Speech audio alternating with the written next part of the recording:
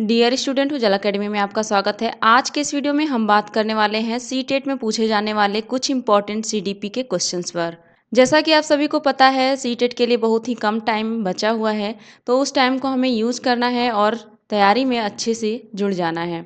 और ऐसे ही important question मैं कराने वाली हूँ अपने चैनल उजाला अकेडमी पर, तो इस चैनल को सब्सक्राइब कर लीजिएगा और बेल आइकन को भी प्रेस कर लीजिएगा। और इस वीडियो को ज़्यादातर शेयर करने की कोशिश करिएगा ताकि ये वीडियो अधिक से अधिक लोगों तक पहुंच सके। तो चलिए बिना टाइम वेस्ट किए वीडियो को स्टार्ट कर लेते हैं और देख लेते हैं पहला प्रश्न क्या है। देखिए क्वेश्चन नंबर 1 है, बच्चे की बुद्धि लब्धि 90 से 110 के मध्य है तो वह कैसा बच्चा है अगर उसकी बुद्धि लब्धि 90 से 110 के बीच में होगी तो। जल्दी से आप लोग आंसर करेंगे। देखिए ऑप्शन दिया गया है सामान्य बुद्धि, प्रखर बुद्धि, उत्कृष्ट बुद्धि, प्रतिभाशाली बुद्धि। तो जितने भी लोग इस क्वेश्चन का आंसर दे रहे हैं सामान्य बुद्धि, वो लोग बिल्कुल करेक्ट हैं। जिन बच्चों की बुद्धि लब्धि 90 से 110 के बीच में होती है वो सामान्य बुद्धि के बच्चे होते हैं, यानी कि ऑप्शन नंबर 1 करेक्ट हो जाएगा। देखिए क्वेश्चन नंबर 2 क्या कह रहा है, बच्चे के लिए निःशुल्क एवं अनिवार्य शिक्षा का अधिकार अधिनियम कितने वर्षों के बच्चों के लिए लागू है। क्या कह रहा है क्वेश्चन, बच्चों के लिए निःशुल्क एवं अनिवार्य शिक्षा का अधिकार अधिनियम है जो वो कितने वर्ष के बच्चों के लिए लागू किया गया है। तो फटाक से आप लोग आंसर करेंगे। यहाँ पर ऑप्शंस दिए गए हैं 6 से 14 वर्ष, 7 से 13 वर्ष, 5 से 11 वर्ष, 6 से 12 वर्ष। तो जल्दी जल्दी आप लोग आंसर करेंगे इस क्वेश्चन का क्या राइट आंसर हो जाएगा। तो जितने भी लोग इस क्वेश्चन का आंसर कर रहे हैं ऑप्शन नंबर ए वो बिल्कुल करेक्ट हैं। 6 से 14 वर्ष के बच्चों के लिए निःशुल्क एवं अनिवार्य शिक्षा का प्रावधान किया गया है, यानी कि इस क्वेश्चन का ऑप्शन नंबर ए करेक्ट हो जाएगा। देखिए आगे क्वेश्चन नंबर 3, एक बच्चे की बुद्धि और विकास के अध्ययन की सर्वाधिक अच्छी विधि कौन सी है। सबसे अच्छी विधि कौन सी है एक बच्चे की बुद्धि और विकास के अध्ययन के लिए। देखिए ऑप्शन दिया गया है मनोविश्लेषण विधि, तुलनात्मक विधि, विकासीय विधि, सांख्यिकी विधि। एक बच्चे की बुद्धि और विकास की सबसे अच्छी विधि मानी जाती है विकासीय विधि को, यानी कि यहाँ पर ऑप्शन नंबर सी करेक्ट हो जाएगा। विकासीय विधि एक अच्छी विधि मानी जाती है बच्चे के बुद्धि और विकास के अध्ययन के लिए। आई होप आपको यहाँ तक समझ में आया होगा, यानी कि इस क्वेश्चन का जो राइट ऑप्शन हो जाएगा वो हो जाएगा ऑप्शन नंबर सी। देखिए आगे क्वेश्चन नंबर 4, गार्डनर ने 7 बुद्धि का अधिमान निर्धारित किया, इनमें से कौन सा नहीं है। जो गार्डनर ने 7 बुद्धि का अधिमान निर्धारित किया था उनमें से ऐसा कौन सा ऑप्शन है जो इनमें नहीं है, उनके 7 बुद्धि अधिमान में नहीं है। देखिए आपके सामने ऑप्शन दिया गया है स्थान संबंधी बुद्धि, भावात्मक बुद्धि, अंतर्वैयक्तिक बुद्धि, भाषात्मक बुद्धि। तो फटाक से आप लोग आंसर करेंगे इस क्वेश्चन का क्या राइट ऑप्शन होने वाला है। तो जितने भी अभ्यर्थी इस क्वेश्चन का राइट आंसर दे रहे हैं भावात्मक बुद्धि, वो बिल्कुल सही है। जो गार्डनर ने 7 बुद्धि का अधिमान दिया था उसमें से भावात्मक बुद्धि नहीं है। और ये निगेटिव वाला क्वेश्चन आप ध्यान से करेंगे, जहाँ पर भी नहीं लिखा हो जिस क्वेश्चन में, ऐसे क्वेश्चन को ध्यानपूर्वक करेंगे। बच्चे गलती यहीं पे कर जाते हैं, नहीं को देखते ही नहीं और आंसर कर देते हैं, जिसकी वजह से उनका 1 नंबर चला जाता है। भावात्मक बुद्धि यहाँ पर करेक्ट हो जाएगा, यानी कि ऑप्शन नंबर बी इस क्वेश्चन का राइट ऑप्शन होने वाला है, यानी कि इस क्वेश्चन का right option option number B है। देखिए आगे क्वेश्चन नंबर 5, यदि एक बच्चे की मानसिक आयु 5 वर्ष तथा वास्तविक आयु 4 वर्ष है तो उस बच्चे की बुद्धि लब्धि होगी। यदि किसी बच्चे की मानसिक आयु है वो 5 है और उसकी वास्तविक जो आयु है वो 4 वर्ष है, तो उसकी जो बुद्धि लब्धि होगी वो कितनी होगी। देखिए आपके सामने ऑप्शन दिया गया है 125 वर्ष, 80 वर्ष, 120 वर्ष। देखिए आपके सामने ऑप्शन दिया गया है 125, 80, 120, 100।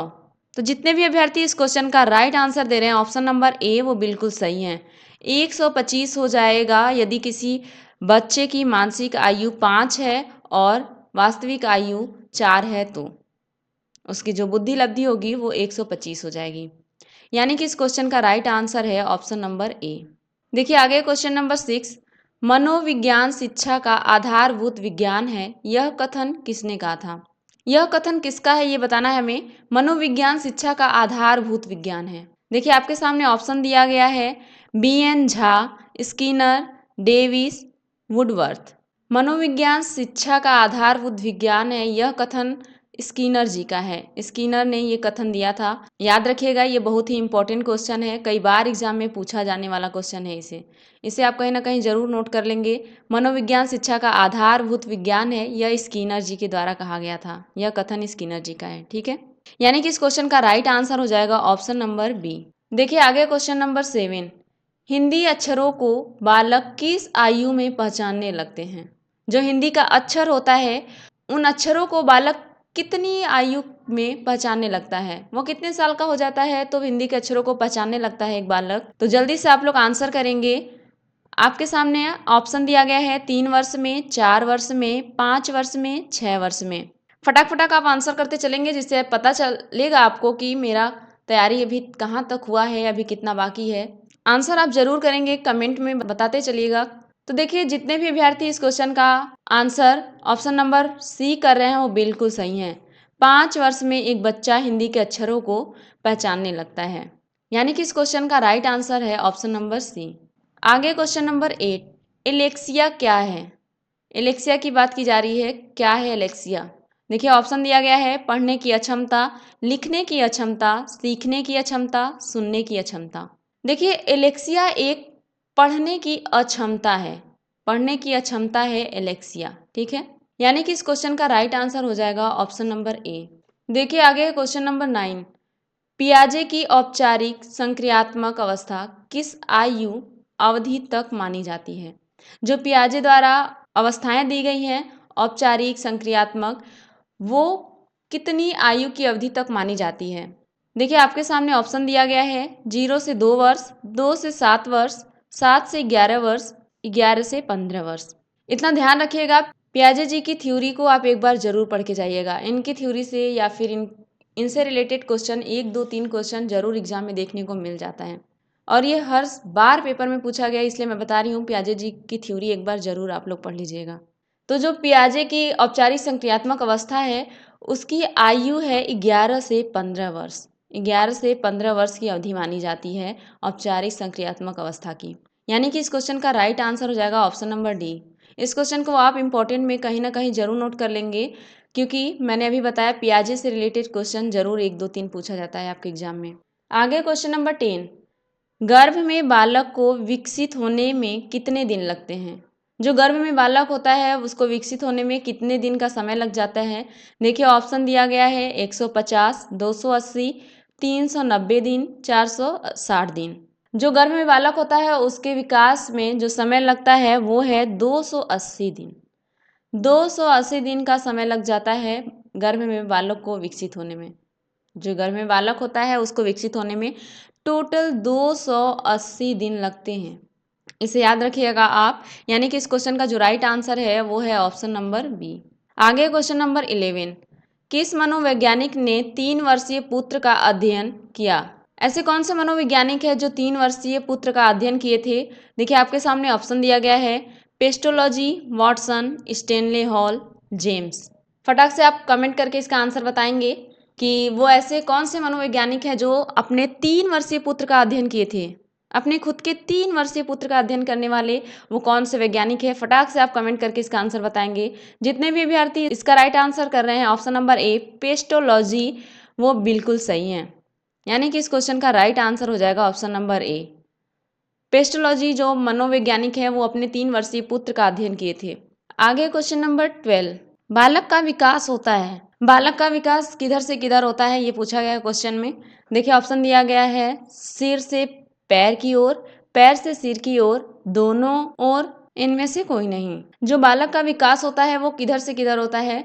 तो सिर से पैर की ओर बालक का विकास होता है। याद रखिएगा, हमेशा क्वेश्चन पूछा जाता है एग्जाम में, बच्चे का जब भी विकास होगा तो सिर से पैर की ओर होगा। ठीक है, आप उल्टा ऑप्शन नहीं करेंगे पैर से सिर की ओर। याद रखिएगा सिर से पैर की ओर होता है एक बालक का विकास। ये बार बार क्वेश्चन एग्जाम में पूछा गया, इसलिए मैं बता रही हूँ, इसे आप नोट कर लीजिएगा इंपॉर्टेंट में, यानी कि इस क्वेश्चन का राइट आंसर हो जाएगा ऑप्शन नंबर ए। आगे क्वेश्चन नंबर 13, विकास के संबंध में गलत कथन है। गलत कथन को चयन करना है इसमें, हमें विकास से जो संबंधित गलत कथन है उसको बताना है। तो देखिए ऑप्शन दिया गया है विशिष्ट से सामान्य की ओर, सार्वभौमिक प्रक्रिया है, दिशा सिर से पैर की ओर, वर्तुलाकार गति। ऐसा कौन सा ऑप्शन है जो विकास के संबंध में गलत कथन है? जल्दी जल्दी आप इसका आंसर करेंगे, क्या करेक्ट आंसर होने वाला है, विकास के संबंध में कौन सा गलत कथन होने वाला है, जल्दी से आप आंसर करिए इसका। तो जितने भी अभ्यर्थी इस क्वेश्चन का राइट आंसर कर रहे हैं ऑप्शन नंबर ए वो बिल्कुल सही है। विशिष्ट से सामान्य की ओर ये कथन गलत है। ये कथन क्या है? गलत है, इसलिए यही कथन सही हो जाएगा क्योंकि क्वेश्चन में पूछा ही गया था गलत कथन। ठीक है, विशिष्ट से सामान्य की ओर ये विकास से संबंधित कथन नहीं है। यानी कि इस क्वेश्चन का जो राइट आंसर है वो है ऑप्शन नंबर ए। देखिए आगे क्वेश्चन नंबर 14, गर्भधान काल की अवस्था नहीं है। जो गर्भधान काल की अवस्था नहीं है वो पूछा गया है क्वेश्चन में। नहीं वाले क्वेश्चन को आप ध्यान से करिएगा एग्जाम में, क्योंकि बच्चे यहीं पर बहुत बार गलती कर जाते हैं और 1-2 नंबर से उनका सीटेट रह जाता है क्वालिफाइड होने से। देखिए यहाँ पर जो ऑप्शन दिए गए हैं वो हैं शैशवावस्था, डिम्ब, बीजकरण, भ्रूणावस्था। जो गर्भधान काल की अवस्था है उसमें से ये शामिल नहीं है। आप बताएंगे फटाक से कौन सा ऑप्शन शामिल नहीं है। तो जितने भी अभ्यर्थी इस क्वेश्चन का राइट आंसर कर रहे हैं ऑप्शन नंबर ए शैशवावस्था वो बिल्कुल सही है। यह एक अवस्था है, फर्स्ट स्टेज है बच्चों का शैशवावस्था, न कि गर्भकाल की अवस्था है ये। देखिए गर्भकाल में आ जाएगा डिम्ब, बीजकरण, भ्रूणावस्था, पर शैशवावस्था एक स्टेज है बच्चों का, ये गर्भधान वाले काल में नहीं आता है। इसको याद रखेंगे आप, यानी कि इस क्वेश्चन का राइट आंसर हो जाएगा ऑप्शन नंबर ए। देखिए आगे क्वेश्चन नंबर 15, मानव जीवन की मनोभौतिक एकता कहलाती है। जो मानव जीवन की मनोभौतिक एकता है वह क्या कहलाती है? देखिए ऑप्शन दिया गया है मन तथा शरीर का विकास, शरीर तथा हड्डियों का विकास, शरीर तथा हृदय का विकास, आत्मा तथा मांसपेशियों का विकास। जो मानव जीवन की मनोभौतिक एकता है वो कहलाती है मन तथा शरीर का विकास। यानी कि ऑप्शन नंबर ए यहाँ पर करेक्ट हो जाएगा। मन तथा शरीर का विकास कहलाता है मानव जीवन की भौतिक एकता। जो मनोभौतिक एकता होती है वो मन तथा शरीर का विकास होता है मानव जीवन में।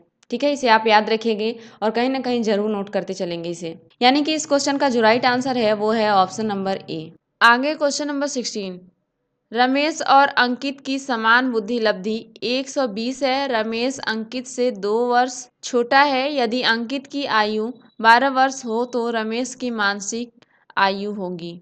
रमेश और अंकित की समान बुद्धि लब्धि कितनी है? 120 है। और रमेश अंकित से कितना छोटा है? 2 वर्ष छोटा है। यदि अंकित की आयु 12 वर्ष है तो रमेश की मानसिक आयु बतानी है। आप लोग जल्दी से इस क्वेश्चन का आंसर कमेंट बॉक्स में करके बताएंगे, कमेंट करके बताइए जल्दी जल्दी। देखिए ऑप्शन आपके सामने दिया गया है 9 वर्ष, 10 वर्ष, 12 वर्ष, 14 वर्ष। कितनी मानसिक आयु होगी रमेश की? फटाक से आंसर करिए। देखिए जो रमेश की मानसिक आयु होगी वो होगी 12 वर्ष की। 12 वर्ष होगी रमेश की मानसिक आयु, इसका ध्यान रखिएगा आप। और इस क्वेश्चन का फार्मूला आप कमेंट बॉक्स में बताएंगे। इस क्वेश्चन का आप फार्मूला कमेंट बॉक्स में बताइएगा, किस फार्मूले से इस क्वेश्चन को हल करते हैं आप। ठीक है, ये आपके लिए होमवर्क रहेगा आज के लिए। ठीक है, यानी कि इस क्वेश्चन का जो राइट आंसर है वो है ऑप्शन नंबर सी। देखिए आगे क्वेश्चन नंबर 17, छात्र का वह सोपान जबकि यह सर्वाधिक रूप से संवेगों से घिरा रहता है। छात्र का वो ऐसा कौन सा सोपान है जो सर्वाधिक रूप से संवेगों से घिरा रहता है? उस हमें अवस्था को बताना है, उस स्टेज को बताना है। ऑप्शन देखिए दिया गया है शैशवावस्था, बाल्याकाल, प्रौढ़ाकाल, किशोरावस्था। देखिए जो किशोरावस्था होता है वो संवेगों से घिरा रहता है, अधिक रूप से संवेगों से घिरा रहता है किशोरावस्था। ठीक है, इसे आप याद रखेंगे और इम्पोर्टेंट में कहीं ना कहीं जरूर नोट कर लेंगे, क्योंकि कई बार एग्जाम में पूछा गया क्वेश्चन है, रिपीटेड क्वेश्चन नहीं है। मैं सीटेट के एग्जाम में बार बार बताती चल रही हूँ कि प्रीवियस ईयर क्वेश्चन पेपर से ही क्वेश्चन आते हैं, वहाँ पर कहीं अलग से क्वेश्चन नहीं बनाया जाता। ठीक है, यानी कि इस क्वेश्चन का राइट आंसर है ऑप्शन नंबर डी। आगे क्वेश्चन नंबर 18, किसी बालक के मानसिक रूप से अस्वस्थ होने का कारण है। मानसिक रूप से एकदम से अस्वस्थ होने का कारण क्या है एक बच्चे का? परिवार का वातावरण या कक्षा का वातावरण, आस पड़ोस का वातावरण, उपरोक्त सभी। क्या रीजन हो सकता है एक बालक का मानसिक रूप से अस्वस्थ होना? देखिए यहाँ पर जो करेक्ट आंसर है वो है उपरोक्त सभी। ऑप्शन नंबर डी यहाँ पर करेक्ट हो जाएगा। ये सभी ही बच्चे को इफ़ेक्ट डालते हैं मानसिक रूप से अस्वस्थ होने के लिए, ठीक है? ये सभी कारण हैं। परिवार का वातावरण ठीक नहीं रहेगा, तभी बच्चे का मानसिक रूप से अस्वस्थ होना एकदम तय है। और कक्षा-कक्ष का वातावरण भी डिपेंड करता है। आस-पड़ोस का जो माहौल है, वातावरण है, वो भी एक बच्चे के मानसिक रूप से अस्वस्थ होने का कारण बन सकता है, ठीक है? यानी कि यहाँ पर जो ऑप्शन नंबर डी है, वो करेक्ट हो जाएगा। ये सभी रीज़न हैं, इसे याद रखिएगा, ठीक है? आगे क्वेश्चन नंबर 19, किशोरों को नहीं दिया जाना चाहिए। किशोरों को क्या नहीं दिया जाना चाहिए? इन सभी ऑप्शन में से हमें सेलेक्ट करना है। क्या नहीं देना चाहिए? अभिप्रेरणा, सहानुभूति, लालच, जिम्मेदारियाँ उठाने का अवसर। जो किशोर होते हैं, किशोर बच्चे होते हैं, उन्हें हमें लालच नहीं देना चाहिए। कभी भी किशोर बच्चों को लालच नहीं देना चाहिए। याद रखिएगा, लालच एक बहुत बुरी चीज़ है और हमें किशोर बच्चों को नहीं देना चाहिए, ठीक है? यानी कि ऑप्शन नंबर सी यहाँ पर करेक्ट हो जाएगा। देखिए, आप अभी प्रेरणा दीजिए, मोटिवेशन दीजिए, बहुत अच्छी बात रहेगी। सहानुभूति दीजिए, अगर वो किसी समस्या में है, प्रॉब्लम में है, कोई गलती हो जाती है, तो उन्हें सहानुभूति दीजिए और ज़िम्मेदारियाँ उठाने की अवसर भी देंगे, जिससे उन्हें थोड़ा घर परिवार को समझने का अवसर मिलेगा। लेकिन आप लालच कभी नहीं देंगे। एक किशोर बच्चे को कभी लालच नहीं दिया जाना चाहिए, ठीक है? याद रखिएगा और इस क्वेश्चन को आप इम्पोर्टेंट में नोट करिएगा, ठीक है? चलिए बढ़ते हैं अपने अगले प्रश्न की तरफ, देख लेते हैं अगला प्रश्न क्या है। क्वेश्चन नंबर 20 की बात कर लेते हैं। जब एक बावर्ची खाना पकाते समय खाने को चखता है तो वह किसके समान है? कोई खाना बनाता है तो देखते हैं कि वो खाना पकाते समय खाना को चखता ज़रूर है, तो वो क्या करता है? देखिए, ऑप्शन दिया गया है सीखने का आकलन, सीखने के लिए आकलन, सीखने के रूप में आकलन, आकलन और सीखना। अगर एक बावर्ची है और वो खाना पकाते समय चखता है, तो इसका मतलब ये नहीं कि वो खाना जूठा करता है, ठीक है? ऐसा कुछ मत सोचिएगा। वो क्या कर रहा है? सीखने के लिए आकलन कर रहा है। वो बावर्ची सीखने के लिए आकलन करता है जब वो खाना पकाते समय खाना को चखता है, ठीक है? यानी कि ऑप्शन नंबर बी यहाँ पर करेक्ट हो जाएगा। आगे क्वेश्चन नंबर 21, व्यक्तिगत शिक्षार्थी एक दूसरे में किस में भिन्न होते हैं? जो व्यक्तिगत शिक्षार्थी होते हैं वो एक दूसरे से किस में भी भिन्न होते हैं, अलग होते हैं? देखिए, ऑप्शन दिया गया है विकास की दर में, विकास क्रम में, विकास की सामान्य क्षमता में, वृद्धि एवं विकास के सिद्धांतों में। जो व्यक्तिगत विद्यार्थी होते हैं वो एक दूसरे से विकास की दर में भिन्न होते हैं। यहाँ पर ऑप्शन नंबर सी करेक्ट हो जाएगा। जो व्यक्तिगत शिक्षार्थी होते हैं वो एक दूसरे से किस में भिन्न होते हैं? याद रखिएगा, विकास की दर में, ठीक है? देखिए, आगे क्वेश्चन नंबर 22, शारीरिक विकास का क्षेत्र है। शारीरिक विकास का क्या क्षेत्र है? स्नायुमंडल, स्मृति, अभिप्रेरणा, समायोजन। शारीरिक विकास का क्षेत्र है स्नायुमंडल। ऑप्शन नंबर ए यहाँ पर करेक्ट हो जाएगा। स्नायुमंडल है शारीरिक विकास का क्षेत्र, इसे आप याद रखिएगा, ठीक है? आगे क्वेश्चन नंबर 23, बच्चे का पहला शिक्षक कौन होता है? सबसे पहला शिक्षक बच्चे का कौन होता है? माहौल, शिक्षक, माता पिता, इनमें से कोई नहीं। सब लोग कमेंट करके इस क्वेश्चन का जरूर आंसर करिए। बच्चे का सबसे पहला शिक्षक कौन होता है? सबसे पहला टीचर कौन होता है एक बच्चे का? वो कहाँ से सबसे पहले सीखना प्रारंभ कर देता है? किससे वह सीखता है? बताइए जल्दी जल्दी कमेंट करके। इस क्वेश्चन का क्या राइट आंसर हो जाएगा? देखिए, जो एक बच्चे का पहला शिक्षक होता है वो होते हैं माता पिता, ठीक है? माता पिता से सबसे पहले बच्चा सीखता है, फिर वो स्कूल जाना प्रारंभ करता है तो फिर वो शिक्षक द्वारा सीखता है। तीसरा शिक्षक होता है बच्चे का, एक टीचर तीसरा शिक्षक है, याद रखिएगा। पहले पहले पे माता पिता आते हैं। हमेशा क्वेश्चन पूछा गया है ये एग्जाम में, कई बार रिपीट किया गया है एग्जाम में, तो इसे इंपॉर्टेंट में नोट कर लीजिएगा और ध्यान रखिएगा कि एक बच्चे का पहला शिक्षक माता पिता होते हैं। बाद में वो स्कूल जाना स्टार्ट करता है, तब उसके टीचर्स मिलते हैं, उसके पास टीचर आते हैं और समझाते हैं, उसे लिखाते पढ़ाते हैं। पर सबसे पहले तो माता पिता ही उन्हें ज्ञान देते हैं, सिखाते हैं, ठीक है? यानी कि इस क्वेश्चन का जो राइट आंसर है वो है ऑप्शन नंबर सी। देखिए, आगे है क्वेश्चन नंबर 24, बच्चों में सीखी गई निस्सहायता का कारण है। निस्सहायता का क्या कारण है जो बच्चों में सीखी गई है? ऑप्शन देखिए दिया गया है, अध्ययन को गंभीरतापूर्वक न होने हेतु नैतिक निर्णय, इस व्यवहार को अर्जित कर लेना कि वे असफल नहीं हो सकते, कक्षा गतिविधियों के प्रति कठोर निर्णय, अपने अभिभावकों की अपेक्षा के साथ तालमेल न बना पाना। बच्चों में जो सीखी गई निस्सहायता का क्या कारण हो सकता है ये बताना है हमें। तो देखिए जितने भी लोग यहाँ पर ऑप्शन नंबर बी आंसर कर रहे हैं वो बिल्कुल करेक्ट हैं। इस व्यवहार को अर्जित कर लेना कि वे असफल नहीं हो सकते, ये बच्चों में सीखी गई निसहायता का कारण बन सकता है। ठीक है, बच्चा सफल असफल वो तो उसके ऊपर डिपेंड करता है ना, लेकिन हमें मान नहीं लेना चाहिए कि बच्चा सफल नहीं हो सकता, कभी वो सफल नहीं हो सकता, ऐसा व्यवहार नहीं करना चाहिए किसी भी बच्चे के साथ। यानी कि ऑप्शन नंबर बी यहाँ पर करेक्ट हो जाएगा। देखिए आगे क्वेश्चन नंबर 25, व्यक्तित्व विकास की अवस्था है। व्यक्तित्व विकास की कौन सी अवस्था है? अधिगम एवं वृद्धि, अभिवृत्ति अध्ययन, व्यक्तिवृत्ति अध्ययन, उपचारात्मक अध्ययन, इनमें से कोई नहीं। व्यक्ति विकास की अवस्था है अधिगम एवं वृद्धि, लर्निंग एंड ग्रोथ है व्यक्ति विकास की अवस्था। ठीक है, यानी कि ऑप्शन नंबर ए यहाँ पर करेक्ट हो जाएगा। आगे क्वेश्चन नंबर 26, वे शिक्षार्थी जो संबंध ज्ञान और शैक्षणिक दक्षता की हार्दिक इच्छा प्रदर्शित करते हैं उनके पास होता है। उनके पास क्या होता है? ऑप्शन देखिए दिया गया है, निष्पादन परिहार अभिविन्यास, कार्य परिहार अभिविन्यास, नैपुण्यता अभिविन्यास, निष्पादन उपागम अभिविन्यास। उनके पास क्या होता है? जो बच्चे संबंध ज्ञान और शैक्षणिक दक्षता की हार्दिक इच्छा प्रदर्शित करते हैं, ऐसे शिक्षार्थी के पास होता है निष्पादन उपागम अभिविन्यास। यहाँ पर ऑप्शन नंबर डी करेक्ट हो जाएगा। निष्पादन उपागम अभिन्यास होता है एक शिक्षार्थी के पास जो संबंध ज्ञान और शैक्षणिक दक्षता की हार्दिक इच्छा प्रदर्शित करते हैं। ठीक है, देखिए आगे क्वेश्चन नंबर 27, प्रतिभाशाली होने का संकेत निम्न में से क्या नहीं है? नहीं, एक बार फिर देखिए क्वेश्चन आ गया, ऐसे क्वेश्चन को ध्यान से करना है, हम बार बार बताते चल रहे हैं।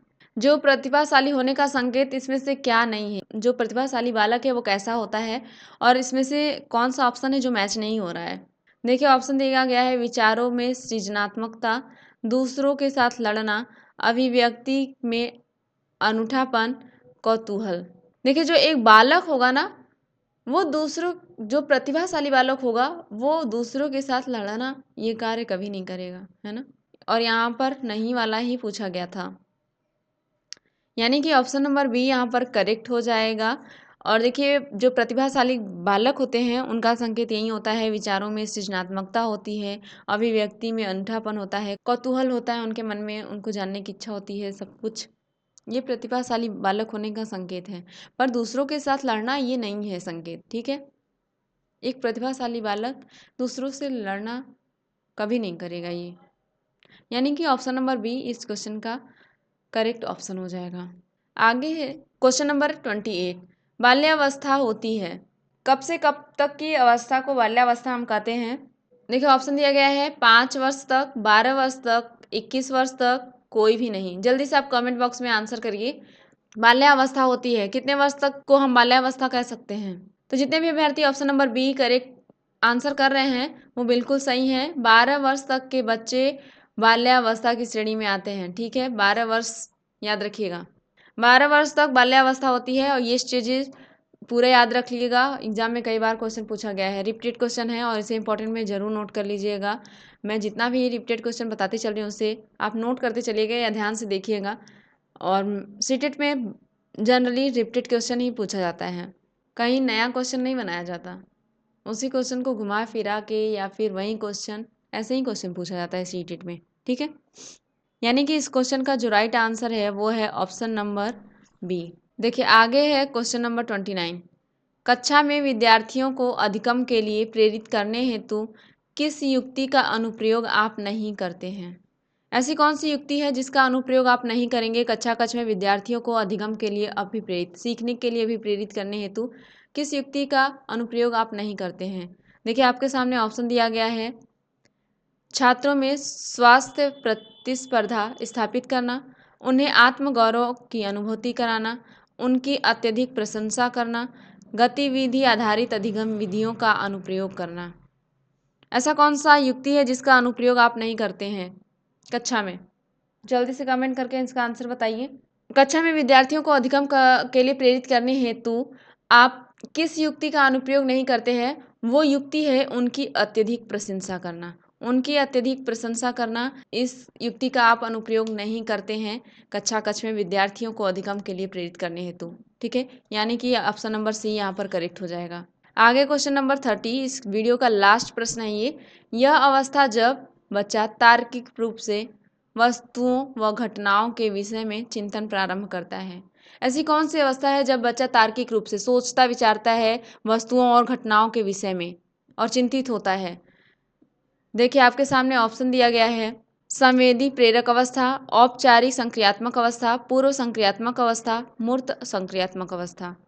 उस अवस्था को बताना है हमें जब बच्चा तार्किक रूप से वस्तुओं और घटनाओं के विषय में चिंतन प्रारंभ कर देता है, चिंता करने लगता है। जितने भी अभ्यर्थी इस क्वेश्चन का राइट आंसर दे रहे हैं ऑप्शन नंबर डी, वो बिल्कुल सही है। मूर्त संक्रियात्मक अवस्था होती है। इस अवस्था में बच्चा तार्किक रूप से वस्तुओं और घटनाओं के विषय में चिंतन प्रारंभ कर देता है, सोचने विचारने लगता है। ठीक है, ये घटना कैसे घटित हुई, ये वस्तु ये कैसे हुआ, वो कैसे हुआ, ये मूर्त संक्रियात्मक अवस्था में होती है। इसे आप याद रखेंगे और कहीं ना कहीं जरूर नोट कर लेंगे इंपॉर्टेंट में, क्योंकि ये कई बार एग्जाम में पूछा गया क्वेश्चन है।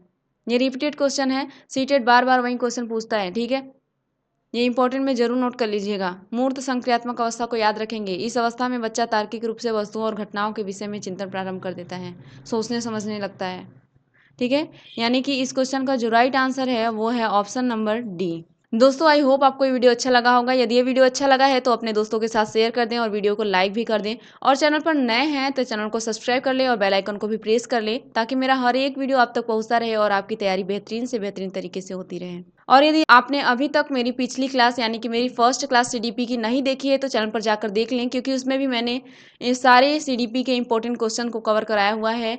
जो एग्जाम में कई बार पूछे गए क्वेश्चन हैं उसी को मैं वहाँ पर करवाई हूँ, तो उसे भी एक बार ज़रूर से ज़रूर देख लीजिएगा और अपने दोस्तों के साथ भी शेयर कर लीजिएगा, ताकि उनका भी हेल्प हो सके। ठीक है, तो मैं मिलूंगी एक नए वीडियो के साथ, तब तक के लिए टाटा बाय बाय।